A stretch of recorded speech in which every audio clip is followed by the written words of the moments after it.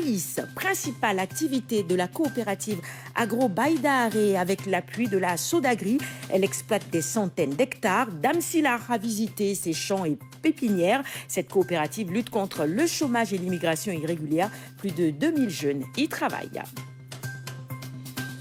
Un bel exemple de réussite. Et puis je vous l'annonçais en début de journal, dans les parties sud et est du pays, plus de 2000 jeunes sont regroupés dans une coopérative dénommée Agro-Baïdare. Grâce à l'appui des structures comme la Sodagri et d'autres partenaires, eh bien vous allez le voir, cette coopérative exploite des centaines d'hectares de maïs et développe aussi des pépinières. Leur objectif est de lutter contre le chômage et l'immigration irrégulière. Dame Silla. Ils sont plus de 2000 jeunes des régions de Kolda, Tambacounda et Kédougou à se regrouper dans une coopérative dénommée Agro-Baïdare. En collaboration avec des structures de l'État, projets et programmes qui interviennent dans la zone, la coopérative est parvenue à insérer des centaines de jeunes dans le secteur de l'agriculture. Nous avons reçu cette année une dotation de semences d'une superficie de 45 hectares. Donc Dieu a fait que vraiment, avec les jeunes, on les a sensibilisés pour qu'ils puissent vraiment s'investir dans l'agriculture, surtout la production du maïs. Voilà, donc les 45 hectares ont été emblavés. Donc la parcelle que vous voyez ici, c'est pour un jeune. Donc il y a d'autres jeunes aussi qui ont emblavé des parcelles.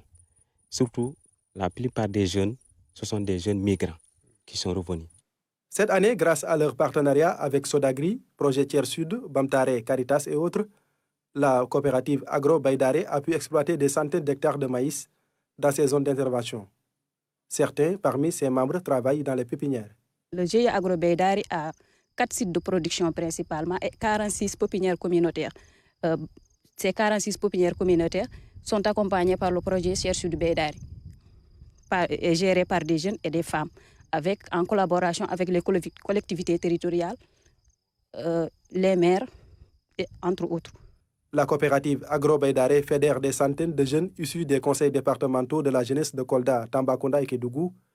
Elle se fixe comme objectif de lutter contre le chômage et l'immigration irrégulière. Plus jamais il y aura ces phénomènes tels que l'immigration irrégulière, plus jamais il y aura plus de chômage, parce qu'aujourd'hui nous sommes en tout cas convaincus, en plus de créer de la richesse, nous allons également créer des emplois qui permettront à ces jeunes-là qui avaient l'intime conviction que la richesse se trouvait ailleurs, de les fixer sur place. L'agriculture est un secteur porteur de croissance et d'emploi. Conscient de cela, l'État du Sénégal, à travers ses structures, développe des projets et programmes pour insérer les jeunes. C'est une de nos réponses donc à cette question donc de la création d'emplois qui vient s'ajouter à vraiment ce que nous faisons habituellement dans la promotion des jeunes au niveau de la filière riz et toute la mécanisation que l'État du Sénégal a eu à déployer dans la zone, qui est essentiellement portée par des jeunes qui, en tout cas, leur permet aujourd'hui de pouvoir vivre dignement dans leur terroir. Au-delà de ça, on a vu également que la Sodagri accompagne des jeunes qui s'activent dans le domaine de l'agriculture. Il y a l'ONG Baïdare que vous accompagnez également, où il y a plus de 2000 jeunes. Dans l'insertion et dans l'emploi, quelle est votre politique? Effectivement, donc aujourd'hui, tout le monde parle du GIE Agro-Baïdare. En réalité, c'est un GIE qui est constitué à 100% des CRJ, donc les conseils régionaux de jeunesse. En 2019, on a sous l'égide du ministre de l'Agriculture, on a organisé un grand forum. On a co-organisé, j'allais dire, avec le conseil régional de la jeunesse de Kolda, qui a associé les 5 conseils régionaux de Tamba, Sédhiou jusqu'à Kaffrine, Kédougou et Ziguinchor. On avait au total 6 conseils régionaux où ce forum était l'occasion de présenter aux jeunes toutes les possibilités de structuration et de financement qui sont au sein du ministère de l'Agriculture.